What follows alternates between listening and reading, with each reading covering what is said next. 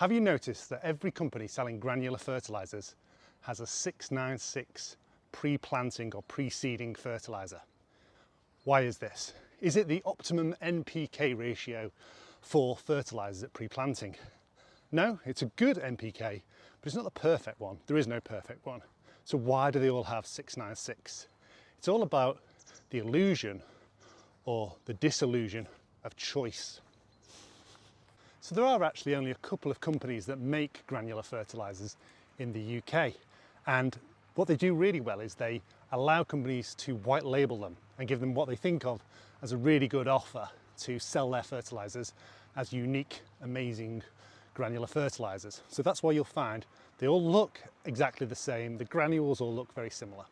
And this illusion of choice is getting even worse as ICL, the Israeli Chemicals Limited, start buying up all the horticultural fertiliser manufacturers.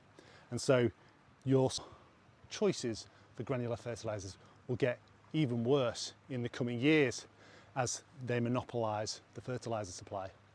Now, granular fertilisers are great. If you've got a luscious lawn like this that's very dry, then they are a fantastic choice because they can get down to the soil surface quite quickly. And they are cheaper than liquid fertilisers and you don't need a sprayer to apply them.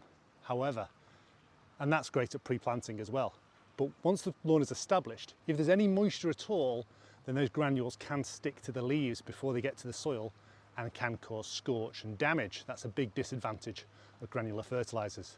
Another big disadvantage is they're often made from chlorine salts, and these are the most inferior form of fertiliser ingredients.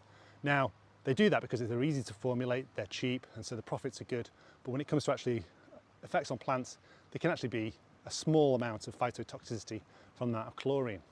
So that's why people in sports turf, more often than not, apply liquid fertilisers. And at Utrema, we are experts in liquid manufacturing of fertilisers. The other advantage of liquid fertilisers is you can be much more adaptable as the seasons can develop. You can put on biostimulants at the same time. Liquid biostimulants are generally speaking better than powdered forms or granular forms. And you can put on things like silicon, which you can't get in a granular form. So certainly not in a plant available form. So liquids are great. Now I appreciate lots of people don't have the ability to spray with anything bigger than a 16 litre spray tank. But if you do, then liquids are always going to be your best option.